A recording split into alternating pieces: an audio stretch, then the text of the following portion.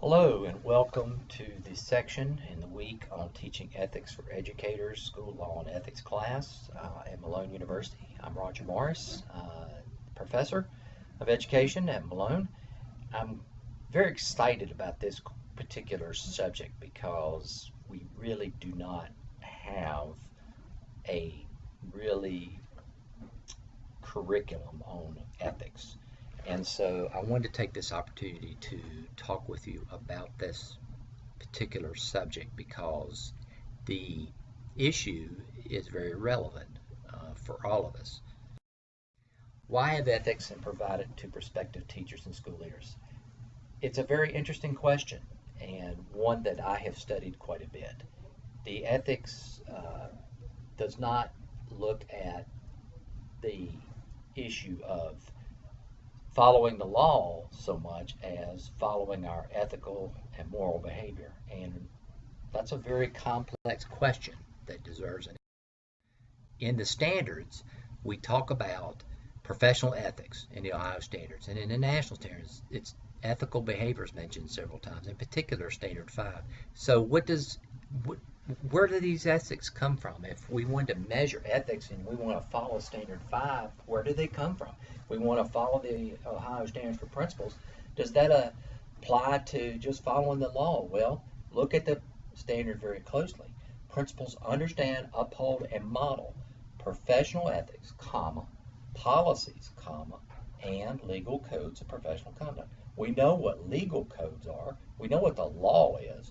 We know policies are set by local school boards and by state boards, and regulations are established by superintendents and the state superintendent and the governor, and we understand all of that, and the federal government, of course. What and following laws, we have to follow local law, state law, federal law. So there's a whole layer of things that we've discussed down the hierarchy of law in previous weeks. But we haven't talked about ethics very much. And so there are interesting things. And you look at the national standard, you have to evaluate the potential moral and legal consequence of decision making in the schools. Well, what is a moral consequence? Because morality is defined pretty well, but it's not defined with regard to having a set definition, because one person's morals is a different person, has different, one person has a different set of morals than someone else. So it's a very interesting thought. Law versus ethics. Ethics are rules of conduct. So can they be laws? Well, yes. But they don't have to be. And that's an interesting thing. It's a set moral code. It's sort of like the Bible is to Christians, and the Bible to Jews, and in many ways the Quran is to Muslims, or whatever, if you want to go into religion. So, but the laws can be a codification of ethics. So there are many things. Ethics doesn't necessarily carry any punishment. It's self-regulating. Like, this is not an ethical thing I should be doing, versus a law which punishes someone who violates it. You pay a fine, go to jail, lose your license, whatever. So there's a very different type of thing. And ethics serves as a guiding light.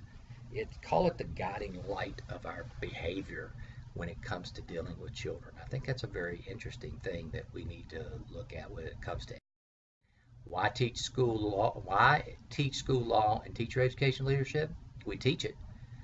Well, so you know the law and you know how to minimally act. But then we go further at Malone. Very rarely will you find a ethics class. You will in principal preparation. You will find school law, education law. Our title is school law and ethics, and it's logical to teach ethics in this particular area because it's in the standards. And we can say it's in the standards, and we can say, well, we've taught it, it's in the standards, we gave it to you, it's nice. But we want to also teach it and help you understand why have professional ethical standards? That's a very interesting question. Uh, have you ever thought about doctors and lawyers? Uh, there's a quote from the Ontario Minister of Education, and I'm not going to read it all, but No profession can really exist without a code of ethics to guide the conduct of its members. Do we have a code? That's an interesting question. Can you point to the code? Lawyers point to the bar. Whatever, if they're a member of the Ohio Bar Association or even the uh, bar association that governs the American Bar Association, which is a national association, they can point to their particular code of ethics. It's interesting little thing about lawyers. In the code of ethics for lawyers, you're not supposed to lie except in political situations. So it's really interesting, but that's another story. Um, when it comes to doctors, the American Medical Association or the local association. Now, there are laws that govern doctors and lawyers. You can't do this, you can do this, even clergy. But, and that's the same way with teachers. But do we have a professional association in the sense, I mean, we have the National Education Association, a bunch of others, and they are unions as well as professional associations, but they don't issue guidance, and they are license to practice be taken away if you don't, or suspended if you have a problem by the, of the NEA. So I wouldn't say that they would be the guiding association.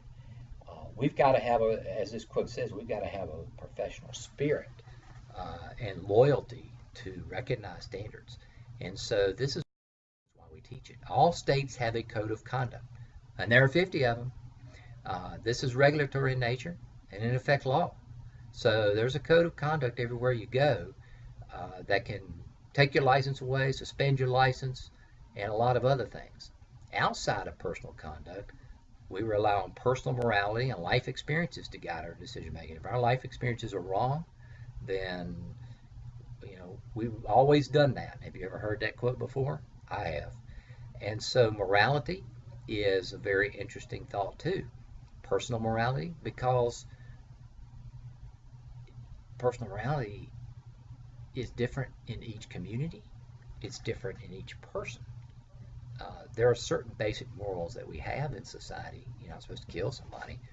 It's against the law, but it's also morality that we know that is wrong. But when you get into the gray area, where is our conduct going? There is a collegial loyalty of not reporting perceived misconduct, a code of silence. That has been pervasive sometimes in police. That's certainly something that has come up recently. Some controversy about that. I'm not going to get into that too much, but certainly something, and it's not pervasive. It's not a serious problem with police. I want to make that very clear. But I want to also state that at times that reputation has been there. Do teachers have that reputation as a code of silence? Do we protect each other? That's not necessarily what we're supposed to be doing, particularly when we're dealing with the most vulnerable population that we have, and that's children. There are implicit norms developed within the learning community and vary by teacher grouping, administrator, school, and district. Like I said earlier, the norms are different in each district, in each school, and even in each teacher group, each grade level, for example. And that's scary to me because a norm is something that we should kind of all generally have. We want optimal ethical standards as opposed to minimal standards. Do our children deserve the minimum or the optimal? That's the question you need to ask yourself from us. They need to enjoy our optimal level, which is meeting ethical standards. And yes, that is important. What does the Bible say about teaching? I want to talk about this for a minute because Malone is a Christian college, and I always try and interweave the Bible into what we talk about in each course. And I think the Bible provides a good moral compass for us, a general moral compass for us, even though, and some ethical standards for us that I think are somewhat reflective in the ethical code that you're going to be studying this week. Show yourself in all respects to be a model of good works, and in your teaching show integrity, dignity, and sound speech that cannot be condemned. I think that's a very sound verse for teachers and administrators and school leaders. We should be conducting ourselves, be a model of good works. Are we going to work every day doing the bare minimum, getting out at 3:30, or are we going to work and being a model, not only for our fellow teachers but for our kids? That's very important. The next verse, not many of you should become teachers, for you know that we who teach will be judged with greater strictness. Oh man, I have always been convicted of that ever since I got into the professions, because we are judged with greater strictness. Jesus indicated that if we hurt the kids, it would be better for us if we were thrown into the sea with a millstone. And so that's what Jesus said. So I think that is true. If any of you lacks wisdom, let him ask God, who gives generously to all without reproach, and it will be given to him. I think it's very interesting that we have an out. If we don't know something, seek wisdom. And that's something that we're going to be given generously if we ask for it. So in this lesson this week, I'm giving you a lens from the Bible, but I want to also give you a lens as far as ethics go and the difference between law and ethics. So you're going to need to look at the model ethics, read through that, look at the videos. I did give a sample video of a non-ethical situation. I thought that was very interesting that you might want to take a look at. It's kind of humorous. And then at the end, you're going to have a case study that I wrote that is somewhat based on fact. And you might find it very interesting, and you might find it very revealing, and next week you will have the answer to some things. But you want to also refer to the ethical code and see what you think about this. I've written this case, I've piloted it for a good while now, and I think it is a very applicable case. So all the best. Have blessings this week, and we will see you soon. Take care.